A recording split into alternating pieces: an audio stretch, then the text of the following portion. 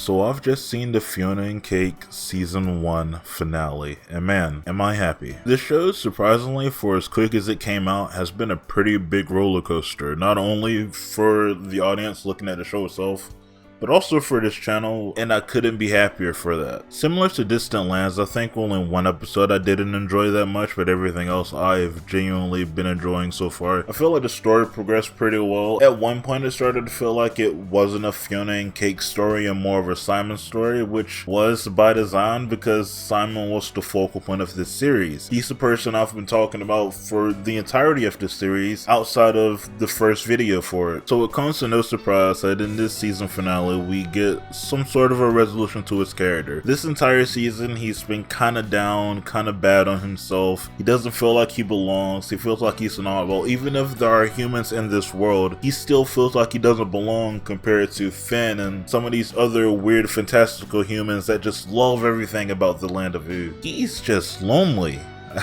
That's his main thing. And that's not something to laugh at. We all have moments of feeling like we're super lonely or feeling like we don't belong in certain places.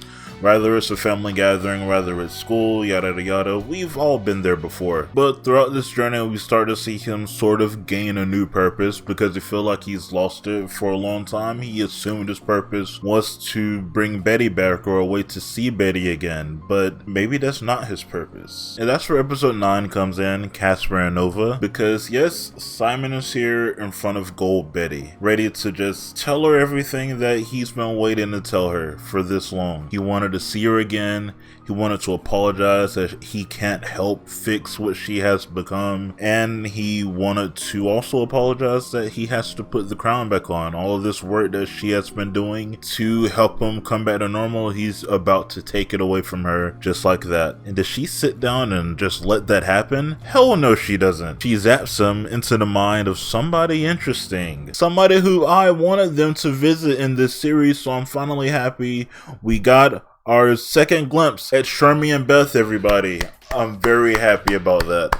I've been wanting to see more Shermie and Beth. It's so weird the little amount of time we've spent in this distant future version of Ood, because you can tell from the series finale, from this one episode alone, that this is a huge, gigantic new world of Ood. Like, there's so many different things going on, so many different power struggles going on. Shermie and Beth are basically revolutionary people trying to throw down the king. I think his name was like Gibbon or something. It's crazy. I want to know so much more about that world. But Simon's mind is trapped inside of Shermie, and he goes on this whole tangent about why is GolBetty doing this? Why am I here? I had to get the crown back. I had to, help Fionna and Cake out. I need to make the world magical for them. This is my purpose now. So him and Beth go to the library. Beth obviously doesn't believe whatever Simon's saying, but they go to the library, they get the book on the crown, and the crown takes them on this adventure. The adventures of Casper and Nova. And throughout this little side choose your own adventure type of journey, Simon's only focus is the crown. Every option he sees is the one that gets him closer to the crown. So he's choosing more of what Casper wants to do. Casper wants the crown, he wants the crown. So he's continuously choosing the options to get closer to the crown. And this comes at a halt. The halt is the final chapter. They're finally right here in front of the crown, and Simon only has one more option. Does he A, let Nova sacrifice herself so he can get to the crown, or B, drink the potion so he has the strength to get the crown,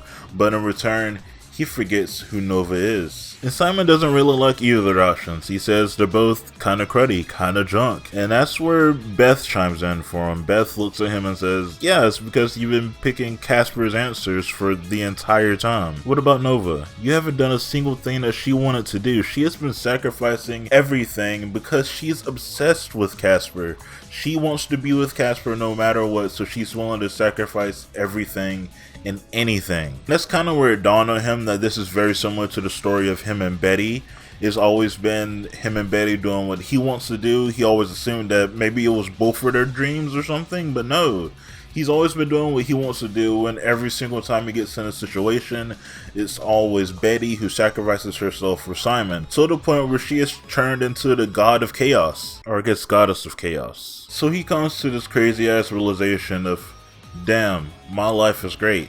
Betty is great. She sacrificed herself for me. I should be thankful for that and just enjoy the rest of my time living that I have. And I couldn't be more happier for Simon. honestly speaking. We've seen the journey that this man has come on from season 1 of Adventure Time, which I think came out in like 2010, 2011, all the way till now, 2023. We've seen the journey this man has come through, from being the Ice King to having glimpses of being Simon to just straight up being Simon again. And I think that's why I had a huge problem with the original reveal that he was like, I gotta become the Ice King again, because that should not be an option. That should never be an option.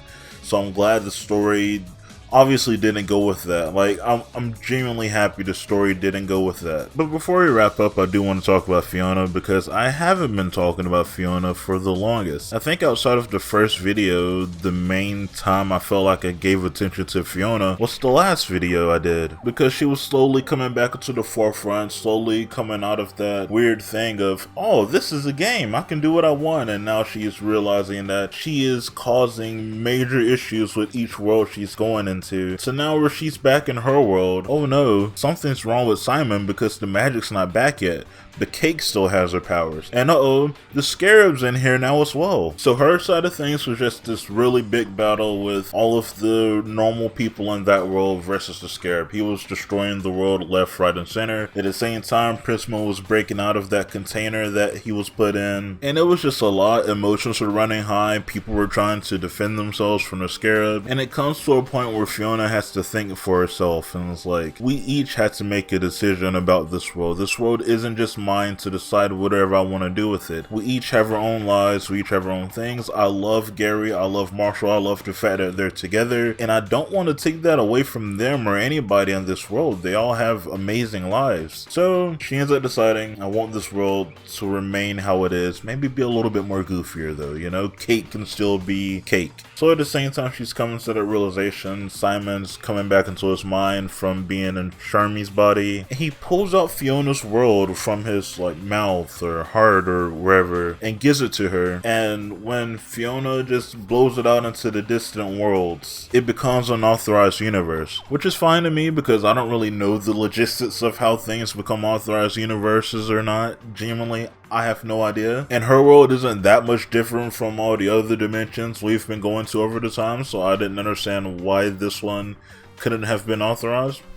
It's fine with me for this world to be authorized. And the reason I'm kind of saying this in a slight form of a question is because earlier the YouTuber Ostrovox had tweeted out that the ending might be controversial to some people, but I don't think it's controversial at all. It's the ending of the story I thought was coming. I didn't think Simon was going to be Ice King. I didn't think Fionna and Cake's world was going to disappear. I would have assumed, like, I don't know, maybe it would have gotten into Ice Thing's head or something, but I don't see another ending for this world to have done. I don't see what would have been controversial about it. And even though the world's being destroyed, it's very fun and it's very like heartfelt to see Fionna and Cake fight for their world and what they love. I'm surprised that Cake's fighting so hard for this world, considering that she really wanted all the magical aspects of the Land of Ooh into her world. But that character growth, I guess, doesn't matter, so we're just gonna skip over that and just talk about Fionna. And since the world is authorized now, Prisma can now overtly interfere with the danger of Garib just trying to destroy the world. Like, he can't destroy an authorized universe, that's bad. But even after it's authorized, he's still trying to take out every single body in this world. He just has this weird hate boner for Prisma. So with nothing left to do, obviously they sell him on one of the egg containers that he's had on him for this entire time. Yeah.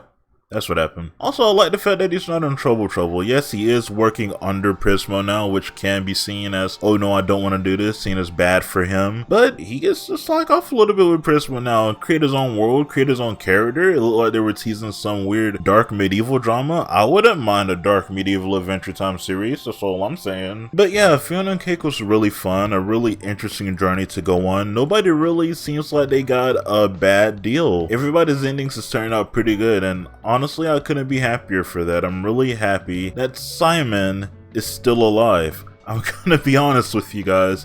I was so worried that Simon might have passed away at the end of this, and I'm genuinely happy he didn't. I thought that might have been an option on the table, and with like some of the thumbnails people were using with Simon laying in the bed of grass, I'm like, oh no, I didn't just get hugely spoiled on Simon's death, but no, I didn't, and I'm happy I didn't. Because Simon doesn't deserve to die. He deserves to live the rest of his life however he sees fit. Yes, it won't be with Betty. Yes, it won't be with Fiona and Cake, and all of the time it probably won't be with Marceline, but he still has an obligation to at least live out some sort of a life. You know, Badius gave this to him, gave him a second chance at living, a second chance at enjoying himself. So he should take the best of that opportunity and just enjoy what time he has left. And you know, that message can be turned on all of us. We all can enjoy some time we have left on this world. Nobody's life is more important than the other. Yes, you personally might feel like your life is like, you know, you're the main character of your own life.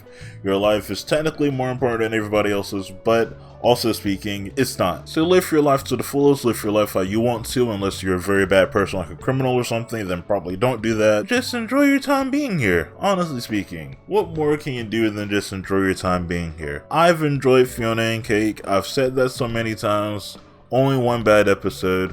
What are your opinions on Fiona and Cake, the entire series? Let me know in the comments down below, and I'll make sure to get back to you guys as soon as I can. Oh god, it's been so great. But yeah, goodbye.